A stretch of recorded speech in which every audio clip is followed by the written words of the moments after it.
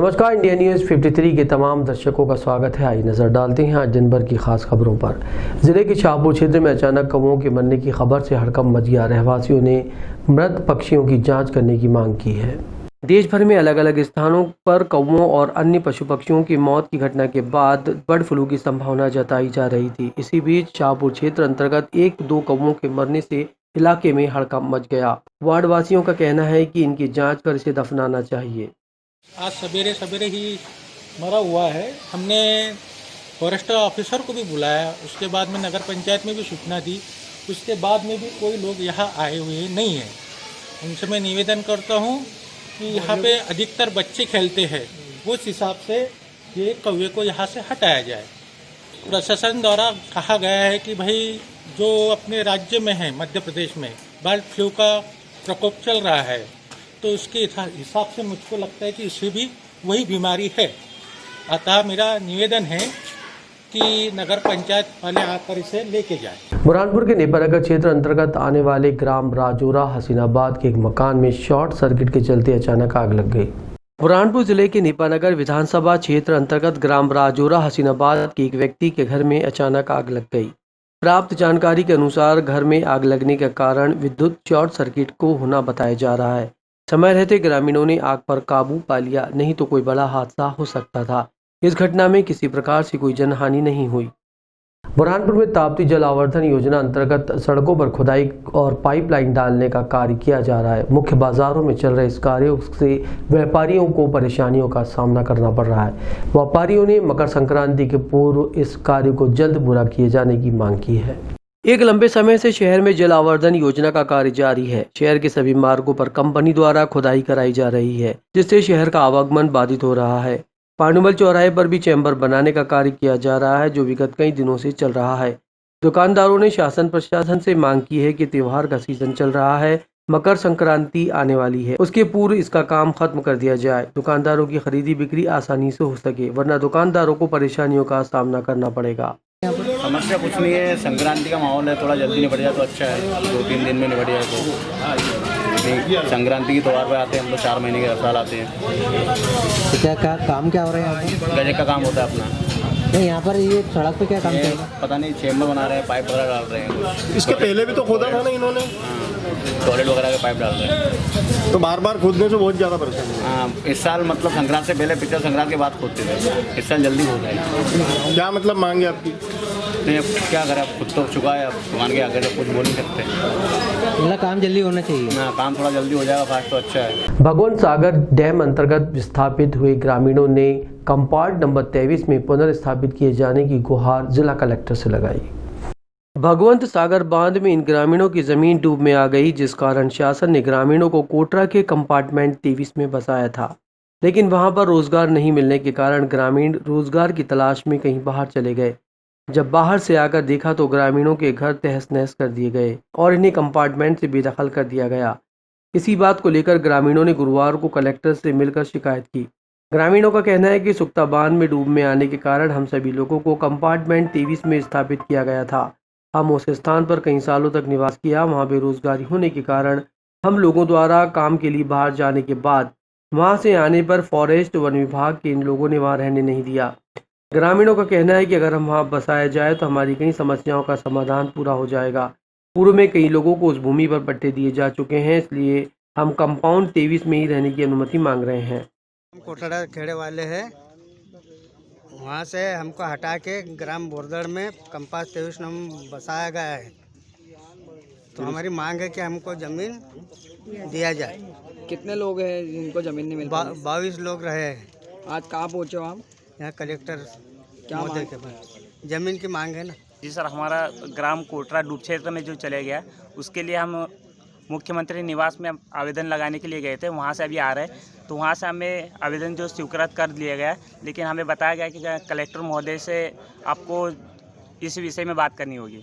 Collector महोदय के पास में हमने फिर से दोबारा आवेदन लगाया है और इसकी जानकारी चाहिए हमें कि हमें जो कंपार्ट नंबर 23 में शिफ्ट किया गया था, वहाँ से हमारी जगह हटा दी गई।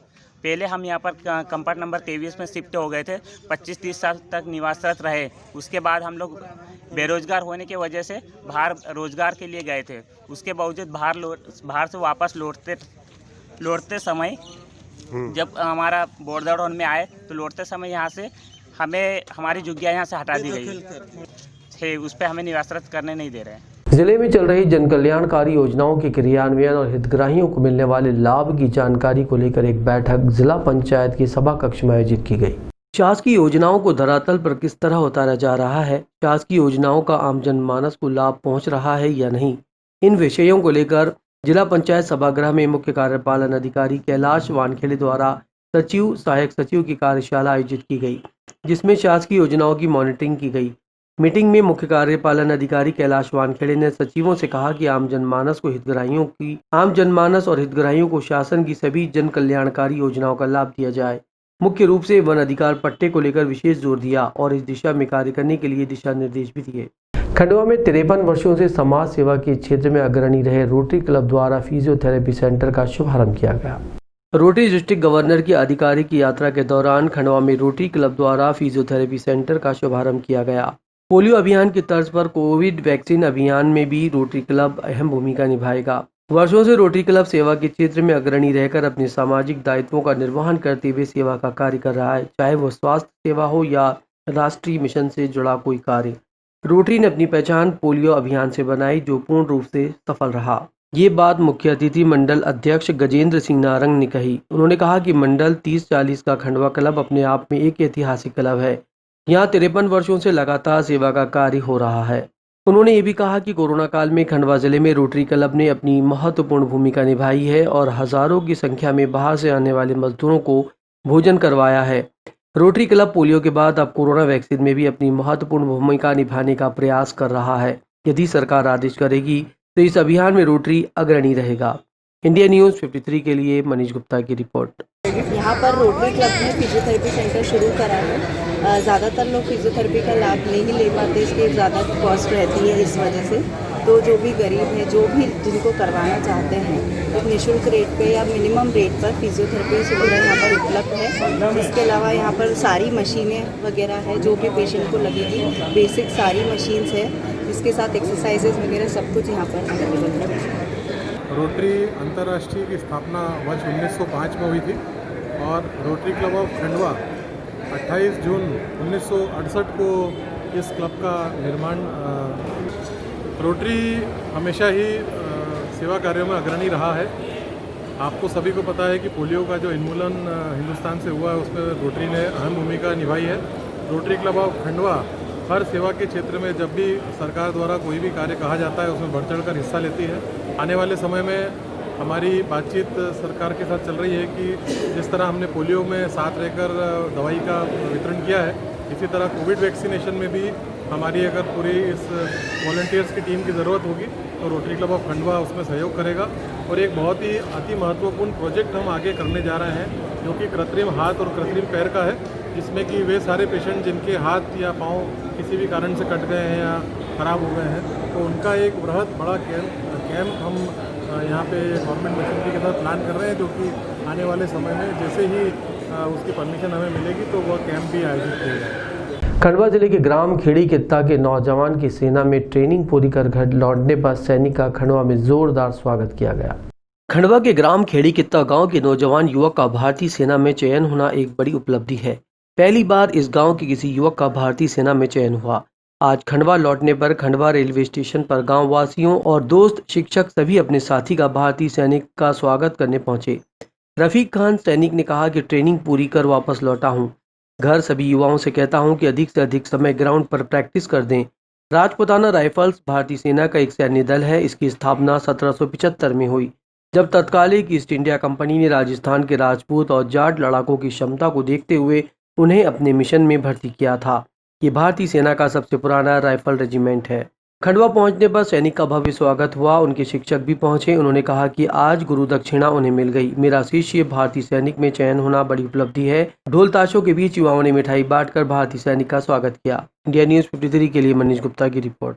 मेरा सिलेक्शन आर्मी में हुआ है और द राजपुताना राइफल रेजिमेंट केंद्र दिल्ली, वहाँ मेरी ट्रेनिंग पूरी हुई है। जिसकी से ट्रेनिंग पूरी होने के बाद गांव वालों ने मेरा अभिनंदन किया।